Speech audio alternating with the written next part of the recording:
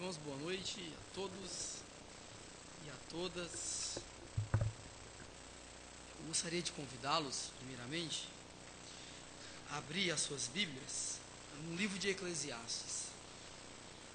É um livro que particularmente eu gosto muito, porque me permite, a partir de uma avaliação já feita, avaliar o meu momento presente.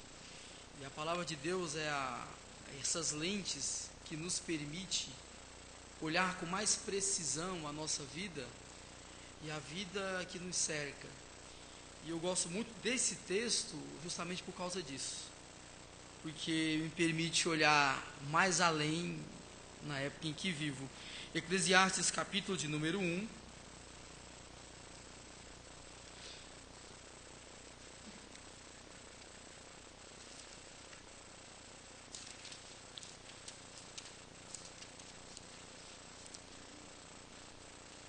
Eu vou fazer a leitura do verso 2 até o verso 11. Eu gostaria de convidá-los a ficarem em pé.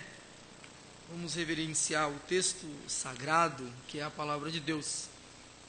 No capítulo de número 1, o verso 2 até o verso 11, a palavra de Deus, que é santa, diz assim: Diz o sábio, que grande ilusão, tudo é uma grande ilusão. Que vantagem tem o homem em todo o seu trabalho, em que tanto se esforça debaixo do sol? Gerações vêm, gerações vão, mas a terra permanece a mesma. O sol nasce, o sol se põe, e se apressa em voltar ao lugar de onde nasceu novamente. O vento sopra para o sul, depois vira para o norte, dá voltas e vai, mais voltas, e acaba no seu ponto de partida. Todos os rios vão para o mar, e mesmo assim o mar nunca se enche. Ainda que sempre corra para lá, tornam a correr para lá. Todas as coisas resultam em canseira. Ninguém consegue explicá-las. Os olhos não se cansam de ver, nem os ouvidos de ouvir. O que foi, será. E o que se fez, se fará novamente. Mas não há nada de novo debaixo do sol. Será que existe alguma coisa da qual se possa dizer, vê, isso é novo? Não, já existiu em épocas anteriores à nossa. Já não há lembrança das gerações passadas, nem haverá lembranças das gerações futuras entre os que virão depois delas. Eu queria convidar mais uma vez os irmãos a entrar em espírito de oração e me acompanhar na oração. Deus, nós estamos aqui felizes porque hoje aconteceu algo que lhe deixa muito feliz. Irmãos reconheceram a necessidade do batismo como ordenança tua e ingressaram na tua igreja aqui em Lausanne Paulista para a alegria nossa. Eu quero louvar também por essa oportunidade, onde a tua palavra pode ser explanada, ensinada, expressada, aplicada a cada um de nós e por causa disso ser transformado por elas. O nosso desejo é que o Senhor encontre aqui entre nós corações abertos a te ouvir, corações desejosos a saber o que o Senhor espera de nós para poder fazer aquilo que o Senhor sonha para nós, que é viver para a tua glória, que é fazer a tua vontade, que é exalar esse perfume de Cristo que tanto agrada o Senhor. É em nome de Jesus que eu lhe agradeço. Amém. Você pode assentar. Tem mais um pouquinho daqui a pouco, só no final.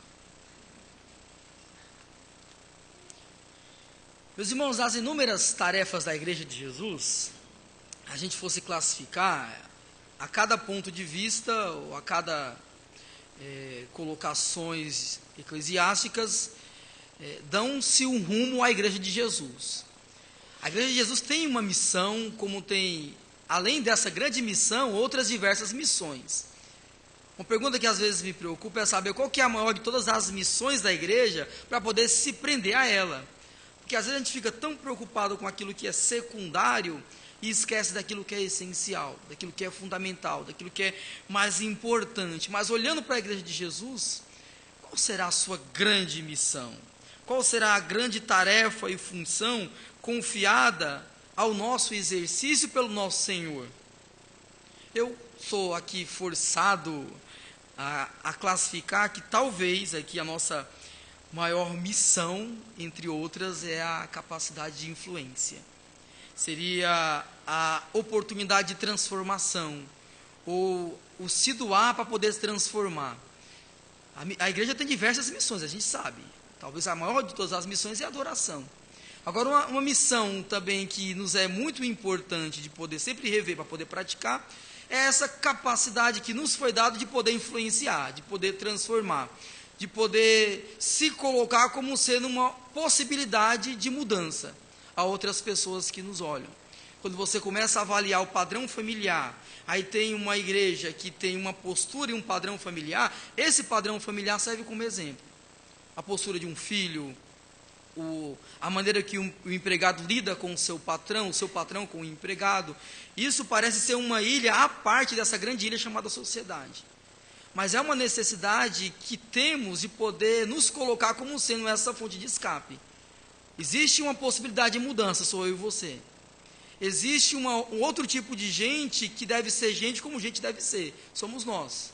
Se não existe essa necessidade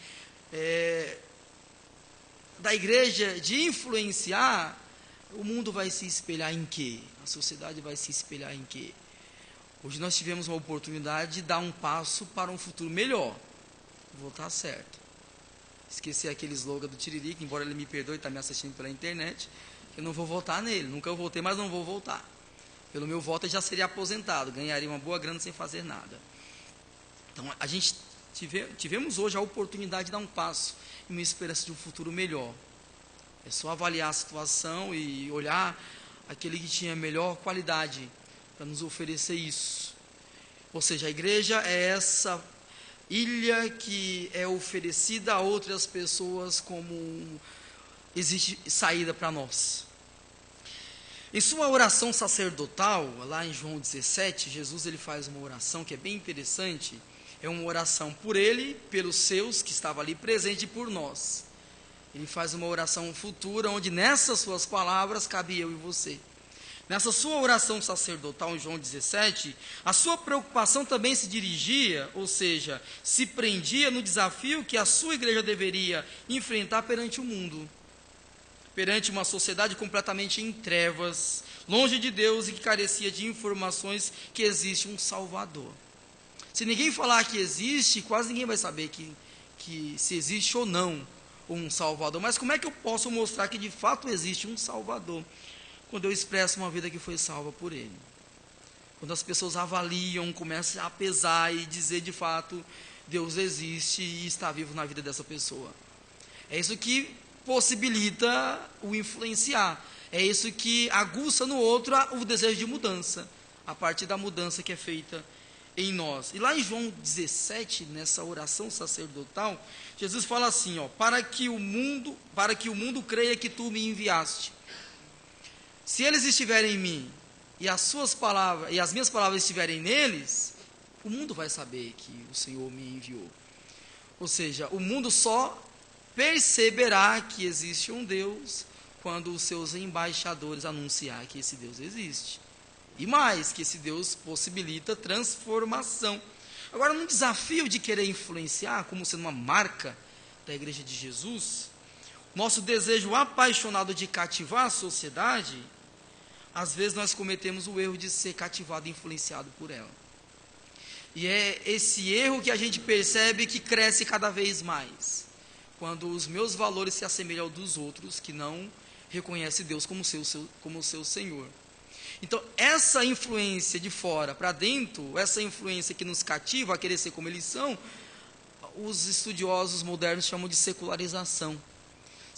Secularização é quando o religioso toma a forma do não religioso. Quando o divino passa a se identificar com o mundano, a ponto de não mais termos como diferenciar uma coisa da outra. Está tão impregnado, tão arraizado, tão unificado, que não há mais possibilidade de mudança. Isso os estudiosos chamam de secularização. Então, esse desejo de querer influenciar, e de nadar por embraçada nessa corrente chamada de sociedade, nós acabamos nos sendo influenciados e cativados por ela. E ser influenciado e cativado pelo mundo, e nesse caso aqui sociedade, que nos cerca, é abrir mão de alguns aspectos que é próprio da natureza da igreja. Algumas coisas não é possível negociar. Algumas coisas, quando se negocia, nos descaracteriza e tira de nós aquilo que nos faz ser aquilo que nós somos. Naturalmente, uma igreja de Jesus. Algumas coisas é possível dialogar, só que outras coisas não tem diálogo, tem que ser radical, tem que dizer não. Não pode haver esse negociar de princípios, porque muda a nossa natureza. Por exemplo, uma das imagens que se tem da igreja é que ela é sal. Talvez um exemplo muito forte para a época. Hoje, para nós, não tem muito peso, porque nós não vivemos uma sociedade onde o sal tinha uma importância muito grande como naquela época. Então, o sal, ele servia para conservar. Não tinha geladeira, colocava o sal no alimento e ele conservava. Até hoje, no Nordeste, tem uma carne salgadíssima, que salga essa carne, chamada de carne seca, por causa para conservá-la. Se você não deixasse, apodreceria. Então, o sal serve como um conservante. E se ele deixar de ter essa sua natureza e finalidade, vai fazer como os romanos fizeram. Por isso que é importante essa metáfora do sal naquela época. Porque o sal, como não existia asfalto, servia para tampar buraco de estrada. Ou seja, ser pisado pelos homens. Se o sal não fizer aquilo pelo qual foi destinado a fazer, vai ser pisado pelos homens. Então, se eu deixar de expressar aquilo que deveria expressar e como igreja, e expressando a natureza da igreja, eu estou negociando os meus princípios, não deixando de fazer aquilo que eu deveria fazer. Por exemplo, aqui como sal, conservar e colocar no outro a sede por Deus. Já pegaram um punhadinho de sal assim, jogaram na boca e engoliram? Vão ficar pelo menos uns 2 meses bebendo uma água, de tanta sede que o sal provoca. É isso que se espera da igreja de Jesus. Quando alguém olhar para nós, ter sede de Deus, ou seja, eles têm aquilo que eu tanto preciso. Eles podem me oferecer aquilo que eu tanto busco, que eu não sabia onde encontrar, mas tem um povo que sabe. E esse povo é capaz de me cativar por isso. Então eu quero ser como eles são. Mas se eu não me preocupar com essa característica e finalidade da igreja como um sal, eu me secularizei, me distanciei de Deus, virei uma igreja estatal, que não tem nada de divino nessa igreja. Não podemos esquecer que a tarefa e a finalidade do sal é ser um conservante, como eu disse aqui. Caso não sirva mais como conservante, vai estampar buraco, e como diz o Senhor Jesus, vai ser pisado pelos homens. Abrir mão de exercer o que é próprio da nossa natureza é o mesmo que abrir mão e negociar os nossos princípios. Isso a gente não pode fazer de forma alguma. Negociar princípio nos descaracteriza perante uma sociedade que espera de nós alguma coisa melhor. É por isso que às vezes o crente é muito cobrado, o cristão é muito cobrado, né?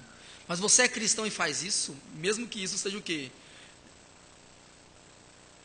Uma coisa, comer pipoca. Crente não come pipoca, e você diz que é cristão e come pipoca? Então espera-se de nós alguma coisa melhor. Espera-se de nós um outro tratamento, uma educação melhorada, mais elevada. Espera de nós alguma coisa que eles não têm. E se a gente não oferecer isso, a gente acaba negociando nosso princípio. Deixamos de ser aquilo pelo qual fomos destinados a ser. Uma possibilidade de mudança a outros. Abrir mão é negociar princípios, e negociar princípios não nos faz cristãos. Abrir mão daquilo que nos faz ser diferente é fazer pouco caso daquele que foi morto na cruz por nós. Negociar princípio é caráter, né? Isso é complicadíssimo quando o caráter está em jogo. E quando o caráter perde o efeito, a dignidade, ninguém mais acredita. Ninguém mais acredita. Abrir mão do que nos faz diferente é viver não considerando aquele que foi pregado por nós. É mais um prego nas mãos de Jesus. morreu por nós, nós experimentamos isso, fomos mudados por Ele, sabemos que é verdade aquilo que Ele diz e negociamos os princípios, o crucificamos, novamente, como vai dizer o Paulo. Agora, quando abrimos mão de influenciar, nós seremos influenciados, não tenha dúvida. Não existe aquela neutralidade que não absorve. Se você não influencia, como esponja, você vai absorver. Você vai ser influenciado. Quando abrimos mãos de, por amor, cativar, sem amor seremos cativados. Tem que ter uma decisão, tem que ter uma escolha. Quando abrimos mãos de ser fiéis ao que cremos, negociamos os princípios. E negociar princípios não nos faz cristãos. Negociar princípio, por exemplo, como Judas, que por 30 moedas de prata traiu o seu Salvador. E a gente fica revoltado com o Judas, só por 30 moedas. Tem pessoas que fazem por tão menos, né? Basta um probleminha que já negocia, abandona, não quer mais. E aí reclama do Judas que foi por 30. Naquela época 30 moedas era muita coisa. Que não tem razão de ser, claro que não tem razão de ser. Mas a questão é, por tão pouco a gente faz, né? Tão pouco a gente negocia, tão pouco a gente abandona, tão pouco nós priorizamos outras coisas, naquilo que de fato deveria ser prioridade para nós. Deus não nos cobra hoje isso, essas escolhas que a gente faz, mas quem perde somos nós. E a gente vai ver com o tempo o quanto nós perdemos em colocar outras coisas na frente daquilo que Deus tinha para nós. Ser influenciado por uma sociedade sem Deus é se secularizar. Tem uma definição aqui interessante de secularização que eu coloquei aqui, gostaria de falar para vocês. Diz assim, o que é secularização? A falta de influência do sagrado, do divino, na sociedade e na cultura. É como quando você arranca Deus da sociedade e da cultura. Ela se tornou secular. Tem algumas igrejas que são seculares. Falam de tudo menos de Jesus, menos de Deus. Falam até dos direitos que tem perante Deus, mas não dos deveres que tem. Então você percebe um discurso secularizado, quando Deus sai do centro da cultura e passa somente a ser um alicerce como os outros, qualquer. É tirar Deus da vida diária das pessoas. É não colocá-lo no trono que ele deve estar o tempo todo na vida nossa. É a separação entre aquilo que creio e aquilo que eu vivo. Como é que eu posso perceber em mim que a minha atitude está sendo de um homem secularizado, quando Deus já não é mais essencial na minha vida, quando outras coisas tomaram o lugar dele, quando ele tem somente um momento, lá no final da tarde, onde eu me dedico 5 minutos para orar a ele, isso já me tornou um homem com a mentalidade secular. Eu só invoco Deus quando preciso, esqueceu de que ele é o centro de tudo aquilo que nós somos. Secularizar é negociar princípio, e negociar princípio não nos faz cristãos. E é exatamente isso que o pregador disse aqui, o eclesiástico. A palavra eclesiástico significa orador de assembleia. É aqueles homens já velhos, cheios de experiência de vida, porque já passou por tudo nessa vida, reúne um povo para lhe trazer um discurso. Era o orador. E esse homem era muito respeitado. Aqui a tradição vai dizer que esse orador era o Salomão, que é o único que tinha naquela época a maturidade de poder dizer aquilo que foi dito nesse texto aqui. Então, é exatamente o que o pregador aqui começa a fazer, o orador de assembleia. Ele começa a escrever, a retratar, a pronunciar, a advertir, no primeiro capítulo do seu livro. Ele faz uma advertência muito séria. Na verdade, se vocês olharem esse livro sem a perspectiva de como ele gostaria que fosse visto, você vai dizer, esse homem aqui é um pessimista ao extremo. Esse homem aqui é um desgostoso da vida. Esse homem aqui não conseguiu nada na vida e quer jogar um banho de água fria na minha vida. Então eu não vou ler mais esse livro. De um autor que vai dizer que é o livro mais mal-humorado da Bíblia. Porque começa com esse discurso, jogando banho de água fria em todos nós. Tudo aquilo que nós temos como fundamental e esperançoso, ele diz que é ilusão, que é vaidade, que não tem finalidade nenhuma. Então joga um banho de água fria na gente. Eu tenho a vontade de trabalhar, ele vai dizer, isso aí é canseira e fadiga, não faz sentido fazer nada disso. Você tem algumas perspectivas futuras, e quando lê o Eclesiastes sem a perspectiva que deveria ser lido, você acaba se desanimando. Mas não é essa a finalidade do livro. A finalidade do livro, como eu disse logo no início, é descrever uma realidade que pode ser percebida hoje na nossa realidade. Porque a secularização na época de Salomão é a mesma da secularização hoje. Só mudaram os personagens. O assunto é o mesmo.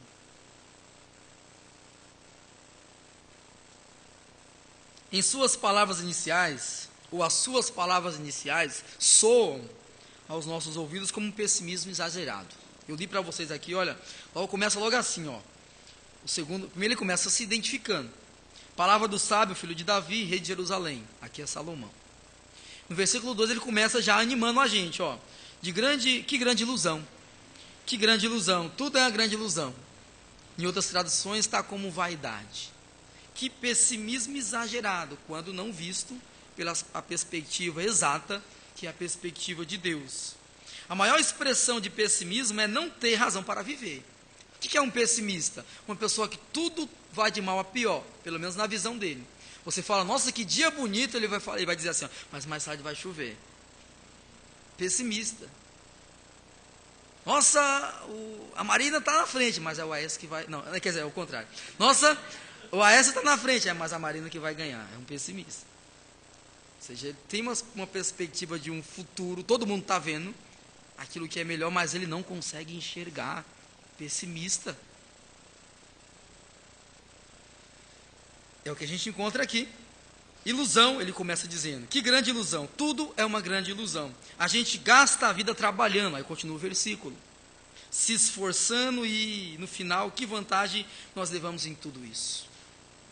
Que vantagem tem, ele está dizendo aqui, a princípio, não é essa ideia que ele tem por completo. Vocês vão ver lá no capítulo 12 que tudo muda depois, o foco muda. O que ele está querendo dizer aqui é que a vida do homem sem Deus é isso daqui. Não adianta trabalhar, não adianta se esforçar, porque no final das contas ele não vai levar nada daqui. Vai ficar tudo aqui.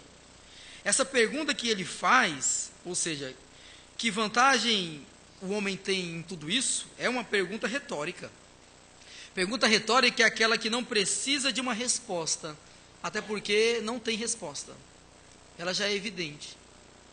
Ele faz uma pergunta aqui que não precisa de afirmação, porque ela é autorrespondida. Ele faz essa pergunta a nós, leitores do seu livro, mas ele já sabe a resposta. E sabe qual que é a resposta? A princípio nenhuma. Ele não responde no início. Ele vai deixar para responder só no final. Porque ele está trabalhando aqui com a mentalidade de um homem que tirou Deus de cena. Com a mentalidade de um homem que colocou Deus de lado. Com a mentalidade do homem que colocou tudo na frente de Deus. Que não há mais espaço para Deus. É um homem secularizado. E na visão desse autor, uma sociedade assim é uma sociedade plenamente pessimista. Não tem sentido. Não tem sentido trabalhar, não tem sentido se esforçar, não tem sentido investir, porque tudo é uma grande ilusão. Então, sabe qual que é essa resposta aqui? A princípio, como eu falei, nenhuma.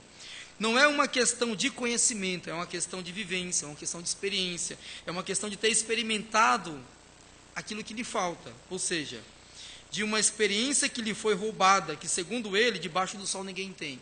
Olha só, o pessimismo desse homem aqui é porque parece que alguma coisa lhe falta para lhe trazer sentido. Ele tem tudo, a gente está falando aqui de Salomão, o homem mais sábio, o homem mais rico, o homem que teve todas as mulheres que ele desejasse, embora isso fosse plenamente errado, que começa aqui o declínio do seu reino, quando ele começa a usar a poligamia e não a monogamia. Então você começa a perceber um homem que tem tudo, um homem que é aclamado, um homem que é honrado, valorizado, onde rainhas vêm de outro eixo para ouvir a sua sabedoria, como foi aquela rainha. Um homem que tem uma fama que ninguém jamais teve. Só que é um homem que lhe falta alguma coisa. É um homem que lhe falta aquele grande detalhe que não lhe permite enxergar o mundo como sendo esse local de esperança, quando Deus está presente. Então o que lhe falta aqui? O que lhe foi roubado? Parece que ele tinha uma coisa e hoje não tem. Lhe furtaram. E esse furto aqui é ele mesmo que faz. Porque as suas opções tiram Deus do cenário da sua vida. E todas as vezes, meus irmãos, que isso acontece, a gente começa a declinar na vida. Sempre. Por mais que aparentemente não fique evidente para nós. Quando você fala assim, eu não considerei Deus aqui, parece que a minha vida está melhor, isso é só uma ilusão. Depois vocês vão ver como o declínio que começa. E quando a gente perceber, não tem mais como voltar. Algumas pessoas não voltam, porque se permite influenciar, começa a negociar, abandona aquilo que é essencial. Quando percebe, Deus já não está mais em cena. Deus foi furtado, é o que acontece com Salomão aqui. Furtaram Deus da sua vida diária, furtaram Deus da sua essencialidade enquanto homem, enquanto rei. E agora ele é um homem completamente pessimista. Pessimista por quê? Porque aquilo que lhe traria otimismo já não existe mais. Deus saiu de cena. Por enquanto aqui, da vida de Salomão. Então não é uma questão de pergunta e resposta, mas é uma questão de experiência. Alguém aqui experimentou alguma coisa em outra hora que de fato lhe trazia sentido para a vida e que hoje já está completamente desiludido com a vida. Isso é lamentação, né? Lamentação é quando eu começo a avaliar a minha vida presente fundamentado na minha vida passada. Quando a minha vida passada era boa e a minha vida presente já não está tão boa. Uma lamentação que você encontra na Bíblia ali é quando o Senhor Jesus, diante de Jerusalém, começa a lamentar: Jerusalém, Jerusalém, que mata os profetas. Não deveria ser assim. Então ele lamenta, ele começa a avaliar o que era a cidade anterior, em outras épocas, e o que a cidade se tornou. Isso é uma lamentação. O que esse homem faz aqui é se lamentar. Olha para a sua vida antigamente com Deus, compara a sua vida hoje sem Deus, e não consegue encontrar nenhuma perspectiva de futuro. Completamente pessimista. Isso aqui, a definição presente, é secularização. Algumas coisas estão ausentes na vida do homem secular, do homem que vive debaixo do sol. Essa expressão debaixo do sol, aqui que ele vai usar, que é bem interessante, é justamente a vida vivida sem Deus, debaixo do sol. Então, toda vida debaixo do sol, ele vai dizer que é vaidade, que não tem sentido, porque falta aquilo que lhe traz sentido. Então, debaixo do sol é um termo que ele usa para tentar classificar uma vida sem sentido, uma vida sem Deus, uma vida que é ilusória. Ele precisa de sentido para poder viver, mas não encontra esse sentido lhe falta. Ele tinha, mas perdeu. Agora, como é que ele vai encontrar? É ruim, né, quando existe uma expectativa de um público onde o homem que iria lhe trazer ânimo começa lhe dando um banho de água fria. Talvez aqueles irmãozinhos que foram embora antes do final do discurso de Salomão aqui, foram embora completamente desanimados. Porque tudo aquilo que a gente mais busca e que a gente considera como sendo importante, necessário, essencial para nós, esse homem fala que não serve para nada. Só que no final, aí os irmãos que foram embora não ouviram o final do discurso, ele vai trazer uma mudança, né? A vida não é que a vida não tenha sentido. A vida não tem sentido quando Deus não faz parte dela. Porque Deus é aquele que ajusta, não é? Deus é aquele que coloca em ordem. Deus é aquele que coloca as peças no seu devido lugar e que a máquina funciona de forma harmônica. Mas sem essa peça fundamental que é Deus, não tem como as coisas funcionarem como deveria funcionar. É por isso que a gente encontra um monte de gente angustiada por aí. Um monte de gente com uma depressão tão profunda porque parece que lhe falta alguma coisa. Nesse caso aqui do Salomão, lhe faltou alguma coisa. No versículo 4, ele denuncia a inevitabilidade da vida, aquilo que é inevitável. Faz uma denúncia muito forte. Vamos lá, dar uma olhadinha no verso 4. Lá. Gerações vêm, gerações vão, mas a terra permanece a mesma. Ou seja, aquele grupo que está aqui hoje, daqui tanto tempo já não vai estar mais. Vai morrer.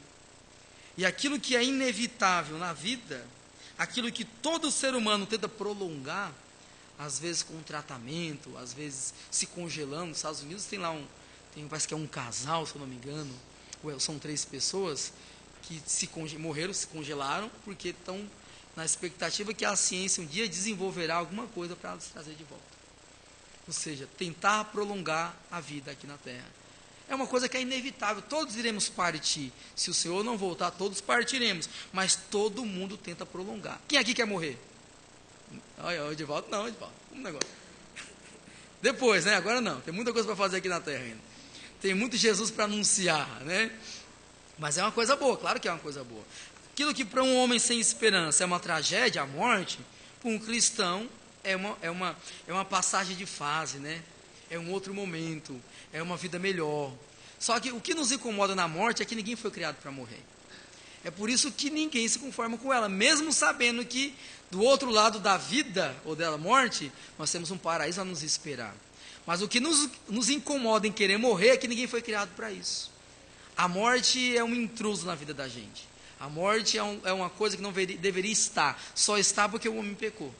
E como salário desse pecado, veio a morte. Mas não era para ter aqui. Então no verso 4, ele mostra aquilo que é inevitável na vida, aquilo que nenhum de nós pode prolongar, nós não podemos fugir, que vai vir para todos, que todos desejam fugir, que nenhum de nós deseja encontrar: a morte.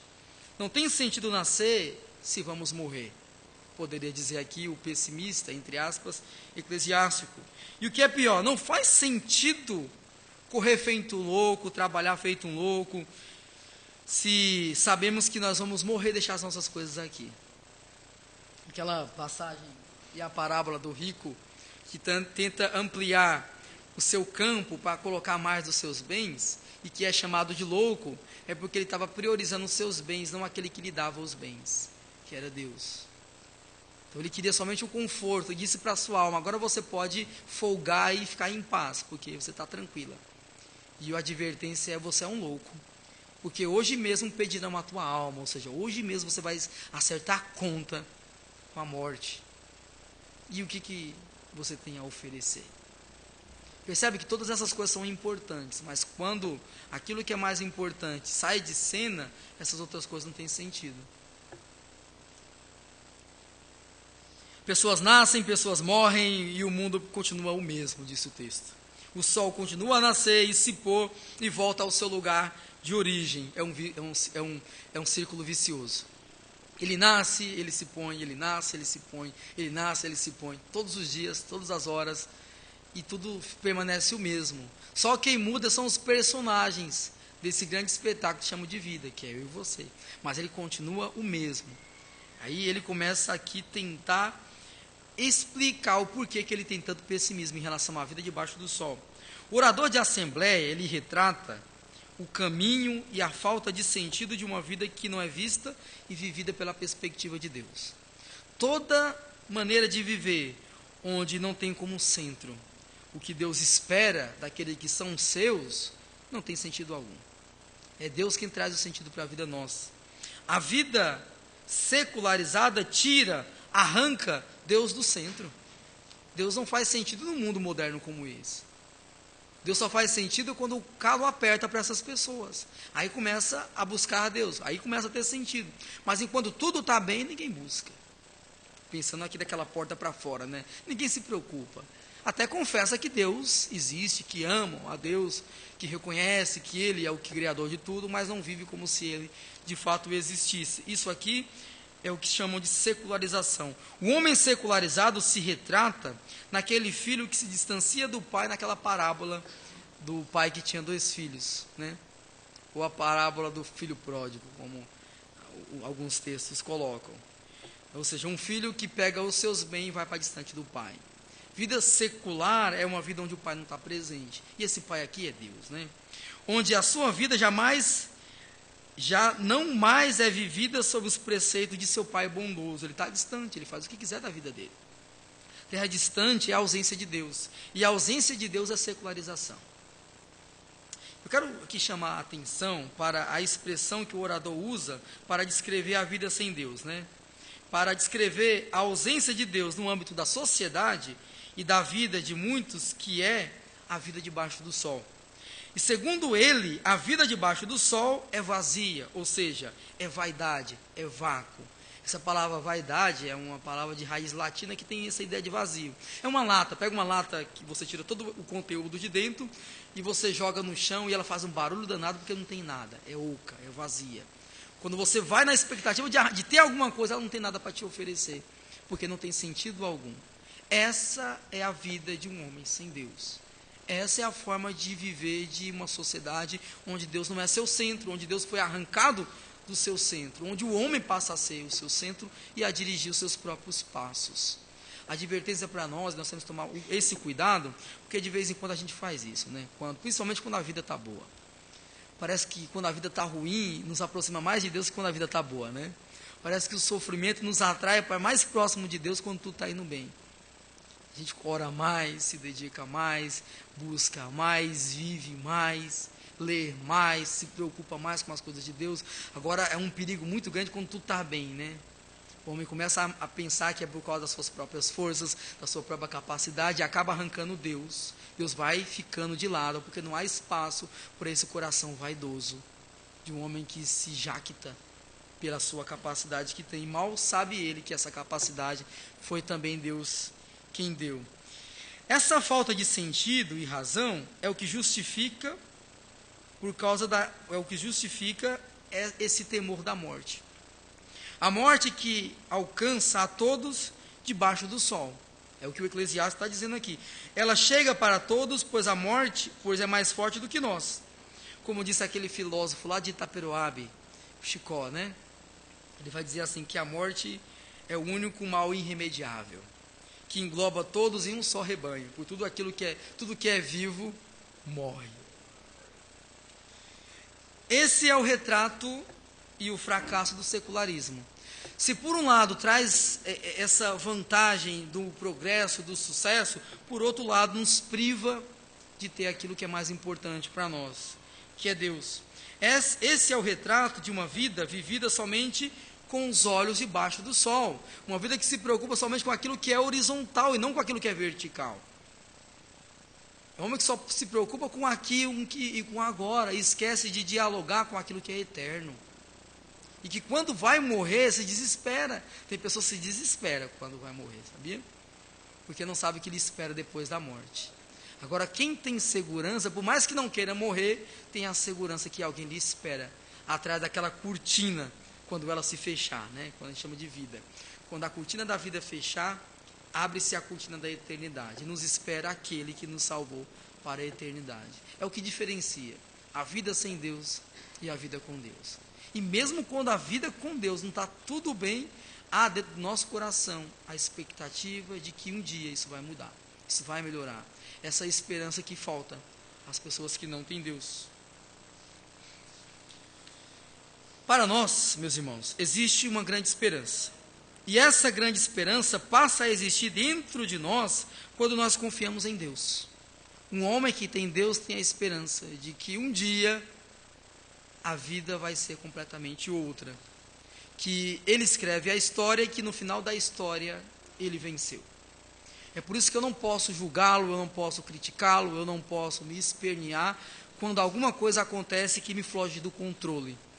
Se eu não lembrar que é Deus quem escreve a história e que no final da história ele venceu, isso me traz esperança. Isso traz um inquietamento de alma, uma perspectiva de um futuro melhor. Quando entregamos a nossa vida para os seus cuidados, quando compreendemos que a vida é muito mais do que aquilo que nós vivemos debaixo do sol, nós teremos esperança. Acima do sol existe um Deus que tudo governa. A gente nunca pode esquecer disso. A nossa vida está nas mãos do Senhor. Ele que governa, Ele que dá diretriz, Ele que cria o caminho para que a gente trilhe. Tudo está em suas mãos seguras e ninguém pode nos arrebatar de lá. O pessimismo natural de todo ser humano em Cristo cede espaço para a certeza inabalável. Aquilo que antes era uma dúvida, era um pessimismo, passa agora a ter fé. Um homem que antes tinha um pé atrás com a vida, hoje passa a ter esperança na vida, porque tem um elemento que lhe possibilita esse olhar, é a fé. Fé é a certeza e confiança no caráter de alguém que não muda. Fé é a certeza que Deus vai fazer, porque Deus e seu caráter não mudam. Fé é a ausência de dúvida, fé é a certeza e a convicção de que Ele pôr no nosso coração, de que a vida com Ele sempre será melhor. A vida que vivemos debaixo do sol terá sim sentido quando Cristo, o bendito de Deus, passar a viver em nós. Lá em Eclesiastes 12, eu gostaria de ler e com isso eu encerro, a gente vai encontrar todo o sentido do livro. Se lermos o livro de trás para frente, não brotará em nós esse pessimismo, esse sentimento de desânimo que quando você lê o livro de forma cronológica você passa a ter. Porque ele vai deixar por final a palavra, o significado de tudo aquilo que vai dar sentido àquilo que ele escreveu até agora. Lá no capítulo 12, e no verso 13 ele diz assim, agora que eu já disse tudo o quê? Todo esse discurso que a gente falou um pouco até aqui, e que vai até o capítulo 11, ele traz um monte de informação. Agora que eu já disse tudo, aqui está a minha conclusão. é com isso que eu finalizo.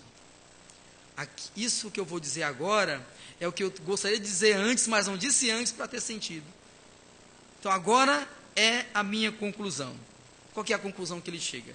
Teme a Deus e obedece os seus mandamentos, porque esse é o propósito de todo homem. Não é de alguns homens, é de todos os homens. A questão é que nem todos os homens querem. Então o texto de Eclesiastes tem sentido quando ele é visto a partir desse verso 13. Que o homem que teme a Deus e guarda os seus mandamentos, de forma alguma terá um pessimismo na vida. Porque sabe que a vida pertence e está nas mãos de Deus.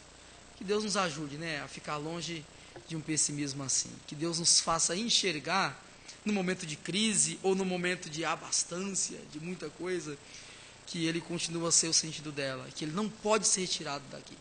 Não posso me permitir uma vida onde Deus é apenas mais um personagem qualquer, sem perceber que Ele é o centro de tudo aquilo. Então que Ele nos ajude a ter uma vida assim, que Ele nos proteja dessa secularização que tanto invade os nossos arraiais eclesiásticos. Vamos orar mais uma vez? Deus querido, nós queremos te agradecer, porque o Senhor é o centro da nossa vida.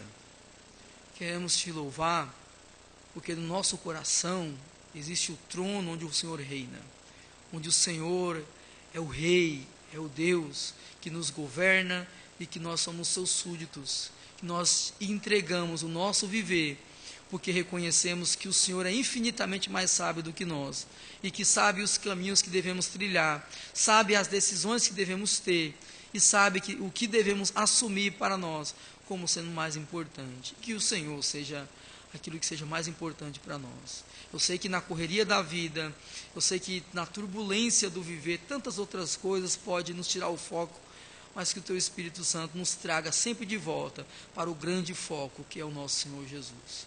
É assim que eu agradeço e que oro em Seu nome para a Sua glória. Amém. Gostaria de convidar